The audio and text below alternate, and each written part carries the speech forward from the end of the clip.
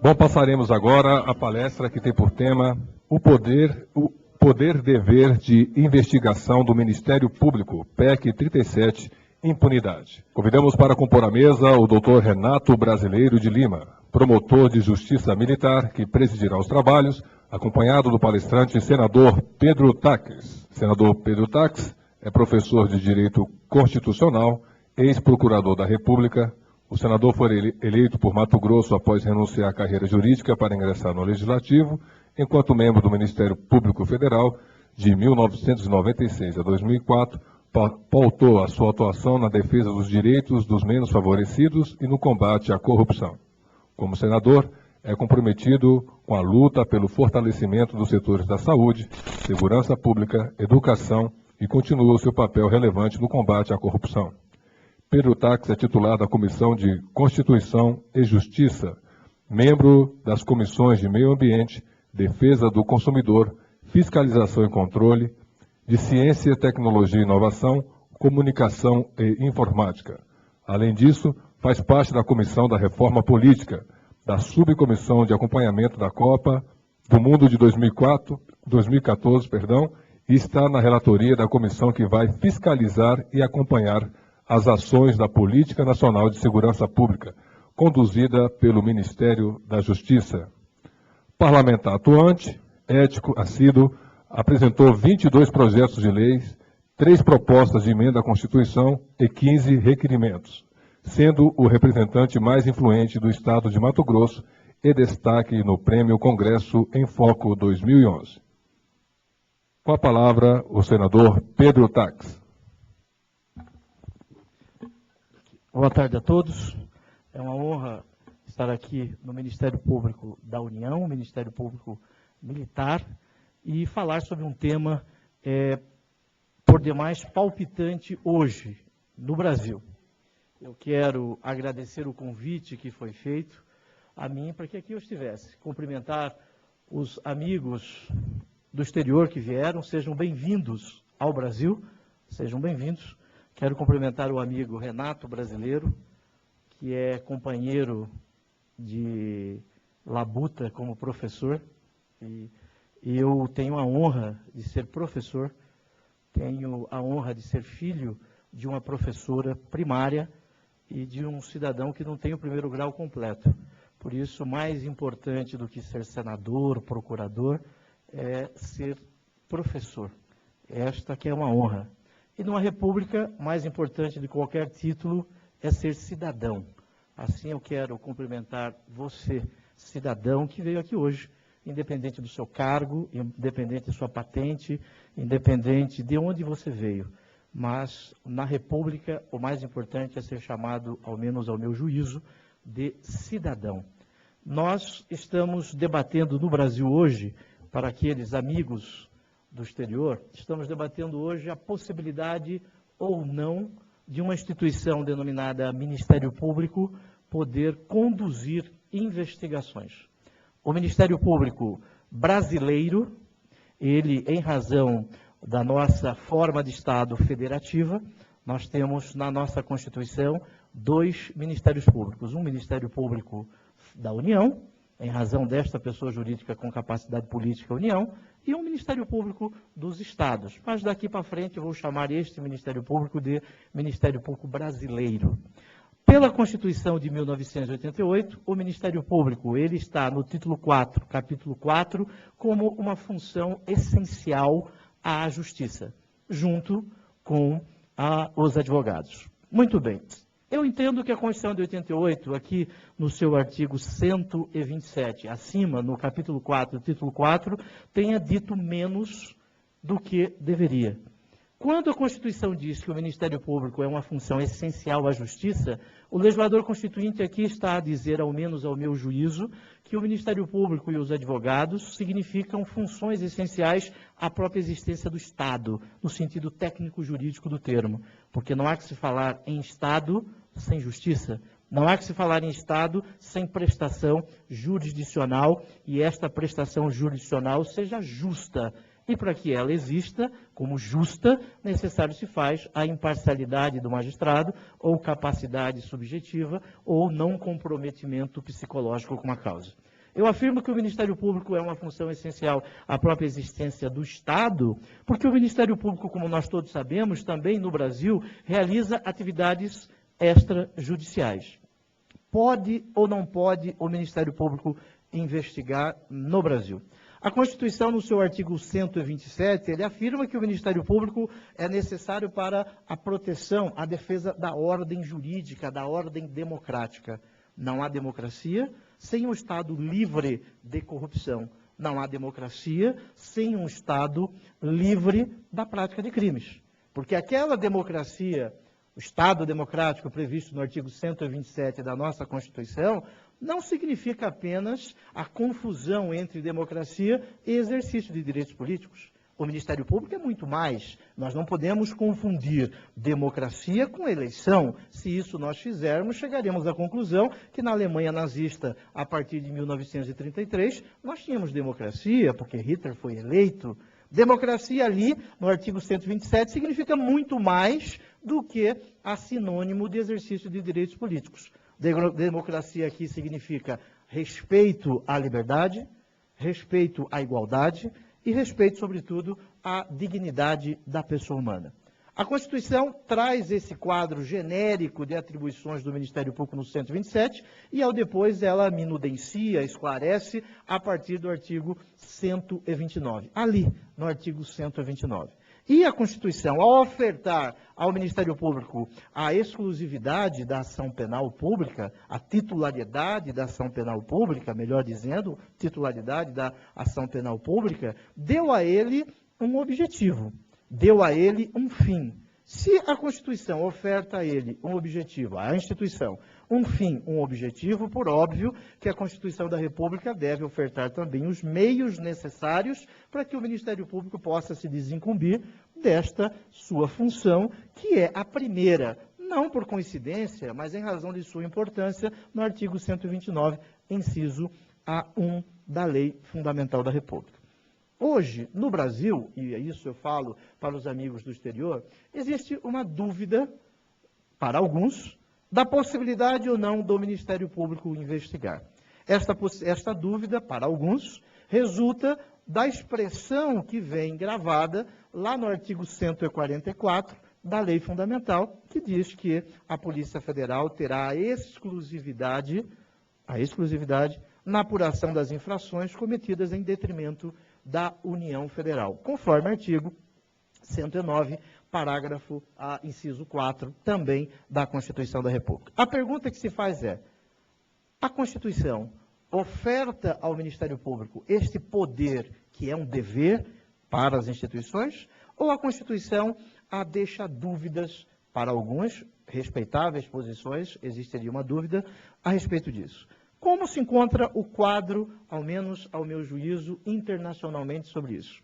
Se nós formos buscar um gênero para o que se denomina de investigação, nós poderíamos denominá-la de investigação preliminar, que se faz necessário para que nós tenhamos a justa causa para a denominada ação penal. Para que nós possamos ajuizar uma ação penal, manejar um pedido judicial, sem que tenhamos, ou melhor, com a possibilidade de um mínimo de justa causa, necessário se faz a investigação preliminar. Por que isso?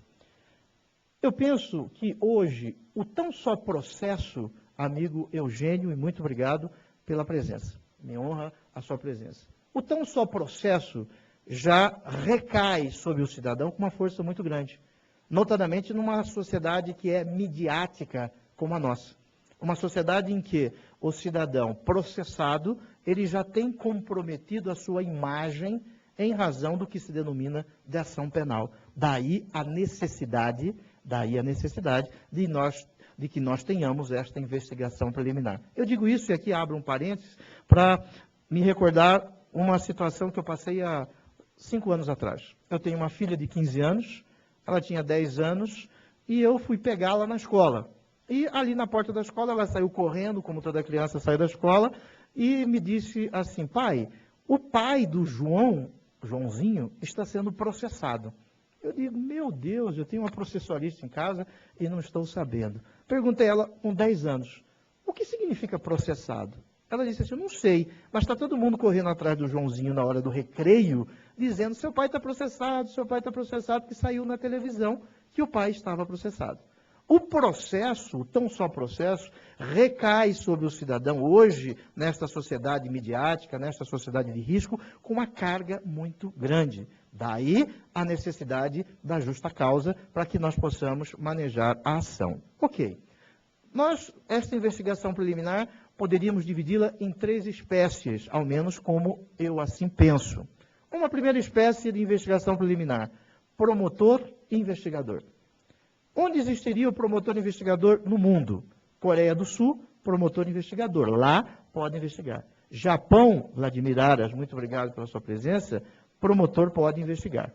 Na Europa, há uns 30 dias passados, lá na França, foi apresentado um projeto pelo Executivo para a criação de um Ministério Público Especial para investigar crimes financeiros, em razão de um escândalo que o ministro do Orçamento francês teria contas na Suíça e ele teria mentido a respeito disso.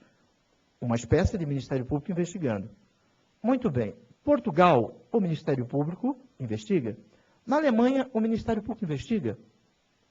Investiga. Na América, nos Estados Unidos, nós temos várias agências que investigam. Dentre elas, o Ministério Público pode investigar. No Paraguai, o Ministério Público pode investigar. Na Argentina, o Ministério Público pode investigar. Nesta primeira espécie de investigação preliminar, um promotor investigador. Uma segunda espécie de investigação, no juizado de instrução, com diminuição de sua incidência na Europa, não é isso, amigo Eugênio? Diminuição de sua incidência na Europa, na Espanha, isso tem sido debatido. Na França, apesar desta modificação que eu fiz referência, isso tem sido debatido, o chamado juizado de instrução. Isso não seria possível no Brasil, ao menos assim eu entendo, em razão do sistema processual penal adotado por nós, o sistema acusatório, diferente da possibilidade de um juiz conduzir investigações. O Supremo Tribunal Federal já reconheceu isso, ao reconhecer a inconstitucionalidade do artigo 2º da Lei 9.034 de 95. Portanto, não poderíamos aqui adotar o juizado de instrução. E uma terceira espécie de investigação preliminar, o inquérito policial que nós temos aqui no Brasil. Eu estou sendo reducionista em razão do tempo que nós temos, mas estes são os 3 sistemas, ao menos assim eu reconheço, de investigação preliminar, investigações preliminares, com características próprias de cada um que não vem ao caso aqui. Este é o panorama internacional. A Convenção das Nações Unidas, a Convenção de Palermo, que combate a macrocriminalidade, e aqui usei a palavra combate para provocar alguns, o combate à macrocriminalidade, a Convenção de Palermo afirma que o Ministério Público pode investigar. O Estatuto de Roma, que cria o Tribunal Penal Internacional, afirma que o Ministério Público pode investigar. E nós vivemos no Estado Constitucional Cooperativo, em que o Estatuto de Roma foi recepcionado constitucionalmente pela Emenda 45. Muito bem, nós podemos, de acordo com o TPI, e é uma norma que foi internalizada na República Federativa do Brasil, permitindo que o Ministério Público possa investigar. Aqui, o Estatuto da Criança e do Adolescente permite, Marcelo Ferra de Carvalho, conselheiro do Conselho Nacional do MP, aprovado hoje na CCJ, falta aprovação em plenário, muito obrigado pela sua presença. O Estatuto da Criança e do Adolescente, o Estatuto do Idoso, permitem que o Ministério Público possa investigar. Uma pergunta que se faz, e eu gostaria, se nós tivéssemos oportunidade de debater, é a seguinte: existe na Constituição da República Federativa do Brasil uma instituição que tenha exclusividade em absolutamente alguma coisa? Existe essa instituição na República Federativa do Brasil? Vamos pensar nas Forças Armadas. A Constituição diz que as Forças Armadas são instituições permanentes na defesa da pátria. Pátria, aqui tem um sentido técnico-jurídico diverso. Aliás, pátria não é um conceito jurídico.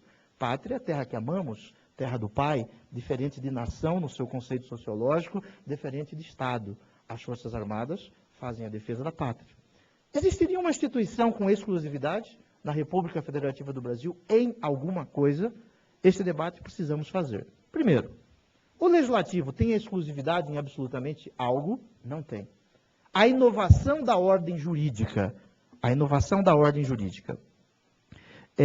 não é uma atribuição exclusiva do Poder Legislativo, pois nós temos os conselhos que editam resoluções, que as resoluções são leis em sentido material, mas não são em sentido formal. O Poder Judiciário edita regimentos internos, o Poder Judiciário, portanto, inova a ordem jurídica. O Poder Executivo, através de suas várias agências, dos seus colegiados, também edita atos normativos, materialmente, não formalmente, leis no sentido gravado na Constituição. Sem falar da medida provisória, sem falar do decreto, artigo 84 da Constituição, sem falar na lei delegada, artigo 68 da Lei Fundamental. Assim, o Legislativo não tem atribuição exclusiva de desenvolver nenhuma função. O Executivo teria exclusividade em algo na República Federativa do Brasil? Não. O Executivo não tem exclusividade em absolutamente nada, porque os artigos 51 e 52 da Constituição afirmam que a Câmara e o Senado privativamente fazem a sua administração. Tratam dos seus assuntos internos, de sua economia interna, portanto, a administração não é algo exclusivo do Poder Executivo. O Judiciário administra, de acordo com o artigo 96 da Constituição, no que se denomina de autogoverno dos tribunais, elegendo seus órgãos diretivos próprios. Portanto, amigos, o Executivo não tem exclusividade em absolutamente nada. O Judiciário teria exclusividade em julgar algo? Não teria exclusividade. A Constituição, no artigo 52, parágrafo único, afirma que cabe ao Senado julgar o presidente pela prática de crime de responsabilidade e, no caso Collor, o Supremo Tribunal Federal decidiu que este julgamento tem a força da soberania, não pode ser modificado no seu mérito. Está lá no site do Supremo, em julgamentos históricos daquela casa. O Legislativo julga, o Executivo julga, nós temos agências que julgam. A pergunta que eu fiz inicialmente nesta construção é: se a Constituição não oferta a nenhuma das instituições a exclusividade em nenhuma das suas ações, por que a Constituição haveria de determinar que cabe à polícia a exclusividade em sua investigação? Mas o Ministério Público teria exclusividade na ação penal pública? Penso que não. Existe ação penal de iniciativa privada, existe ação penal subsidiária da pública, que são constitucionais, artigo 5º da Lei Fundamental. Portanto, exclusividade não é um termo, não é um símbolo, um signo que casa com o Estado democrático de direito. Nós não podemos ter a exclusividade ali na Constituição da República. Muito bem. Quem investiga no Brasil? Todos podem investigar no Brasil. Se diz da universalização da investigação, o princípio da universalização da investigação. Muito bem. O Legislativo investiga, a CPI é uma espécie de investigação no exercício de fiscalização político-administrativo que é desempenhado, sim, pelo Legislativo. Aliás, o órgão auxiliar do Legislativo, que auxilia o Legislativo, o Tribunal de Contas da União, de acordo com os artigos 70 a 75 da Constituição, também desempenha uma fiscalização. O Judiciário investiga. A Lei Complementar 35 de 79, a LOMAN, afirma, general, que um juiz investigará o outro juiz. No caso do mensalão, e podemos falar do mensalão, porque isso é público, no caso do mensalão, quem conduziu a investigação não foi um delegado de polícia, quem conduziu a investigação foi um ministro do Supremo Tribunal Federal. Assim, poderíamos questionar isso, como estão a fazer, diante do Pacto de São José da Costa Rica. Isso poderia ser aqui agitado, poderia ser debatido. Mas a LOMAN estabelece que o magistrado investiga desde 1979, porque um magistrado não pode ser investigado por um delegado de polícia. Aliás, a autoridade dotada de foro por prerrogativa de função, de acordo com o Supremo Tribunal Federal, não pode ser investigado por por delegado de polícia. Isso resultou firme no Supremo em 2 casos. Caso Aloysio Mercadante e caso Heráclito Fortes, em que eles foram senadores indiciados pela Polícia Federal. Se o Legislativo investiga, se o Judiciário investiga, o Executivo pode investigar no Brasil? Pode. Nós temos Delegacia de Combate a Ilícitos Cambiais no Banco Central, nós temos as agências fazendárias investigando. O particular pode investigar no Brasil? Existe uma lei da década de 50 que estabelece a profissão que é regulamentada pelo Ministério do Trabalho de detetive particular. É lógico que eles não podem praticar as constrições que ofendem direitos fundamentais sem a necessidade de autorização, com a necessidade, por óbvio, de autorização judicial. Assim, se todos podem investigar, qual é o argumento contrário que o Ministério Público no Brasil não poderia investigar? O primeiro deles, a Constituição não diz isso expressamente, mas a Constituição não diz muita coisa expressamente. A Constituição não fala do princípio do promotor natural em nenhum momento. A Constituição não fala do princípio do duplo grau de jurisdição em nenhum momento, expressamente. A Constituição não é uma lista telefônica que ela possa dizer tudo. Ela não vai dizer tudo. E hoje, como nós todos aqui sabemos, interpretar não é retirar sentido, é dar sentido, tendo em conta a ordem constitucional que nós vivemos. E esta ordem constitucional, no artigo 127, ao afirmar que o Ministério Público faz a defesa do regime democrático, a Constituição dá este sentido. E nós retiramos este sentido da Constituição da República. Se a Constituição dá o fim, ela tem que dar os meios para que o Ministério Público possa se desincumbir destes fins. Muito bem, esta é a minha verdade. Esta verdade não está sendo aqui propalada para que eu possa incutir nos senhores a minha verdade. É a minha verdade. Cada um de nós tem a sua verdade. Estas minhas verdades dependem da minha pré-compreensão, da minha ideologia, aqui citando Marx, do meu inconsciente, aqui citando Freud, forja a minha pré-compreensão, a minha história de vida. Qual é o limite a esta minha verdade? Se nós estivéssemos num Estado autoritário, este limite seria um partido político. Se nós vivêssemos num Estado teocrata, o limite seria Deus. Mas como nós vivemos em um Estado democrático, o limite é a Constituição. Assim, esta é a minha verdade. Não tenho a veleidade, a pretensão de convencer quem quer que seja. Não tenho. Até porque a palavra pode convencer. Mas o exemplo é que arrasta. O exemplo é que arrasta. Ok. Será que no Brasil hoje nós poderíamos dispensar uma instituição como o Ministério Público da investigação? Esta pergunta precisa ser feita. Será? Será que nós aqui vivemos na Suíça? Será que nós vivemos na Islândia, na Finlândia, em que se faz possível a dispensa de uma instituição que busca a superação da impunidade? Será que a Constituição permite, num Estado que é corrupto, que nós dispensemos uma instituição chamada Ministério Público?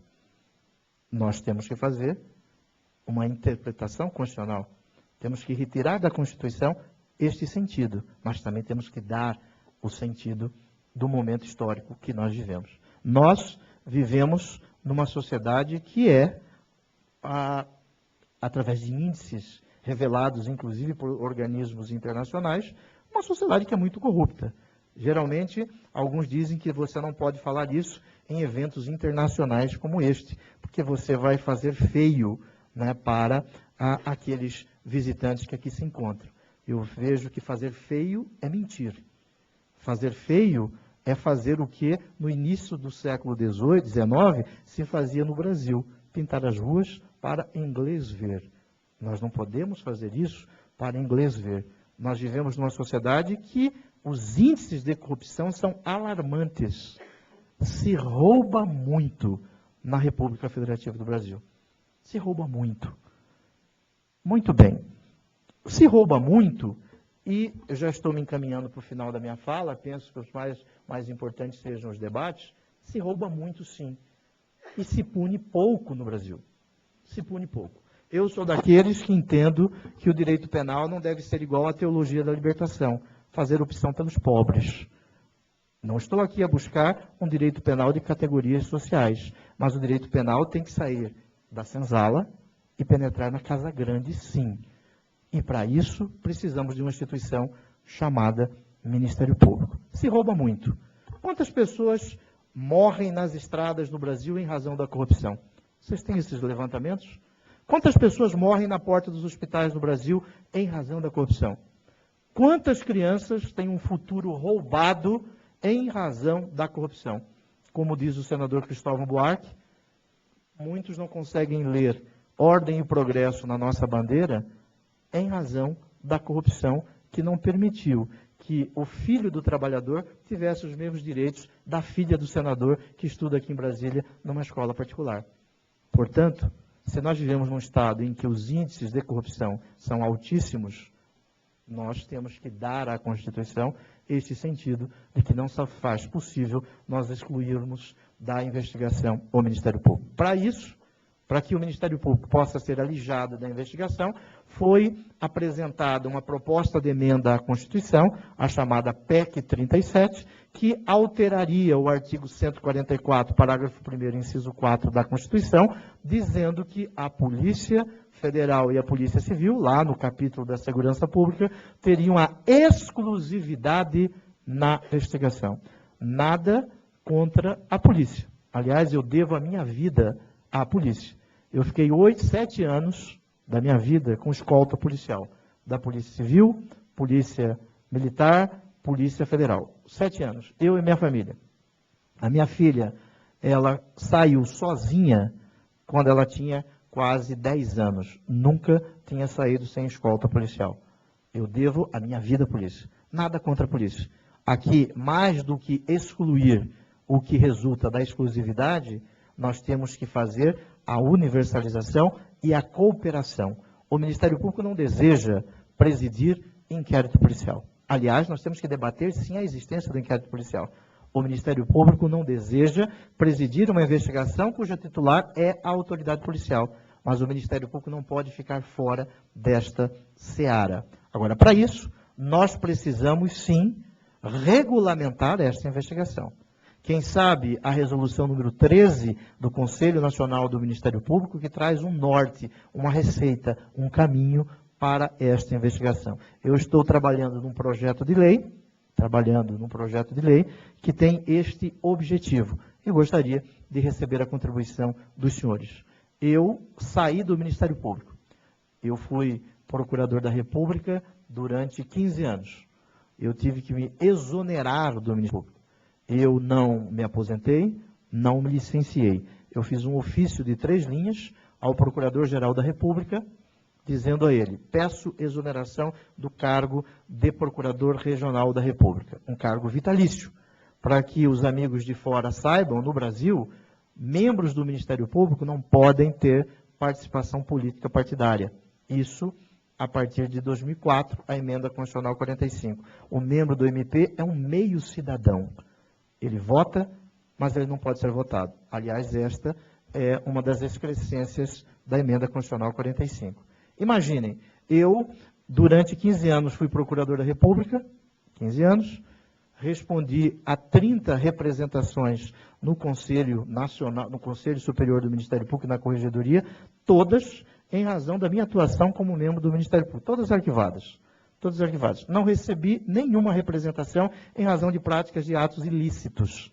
Saí do Ministério Público, me exonerei, não me licenciei. Recentemente, um ex-senador da República que foi cassado, o Conselho Nacional do MP permitiu que ele se aposentasse proporcionalmente em razão da sua atuação no Ministério Público. Isto não é razoável.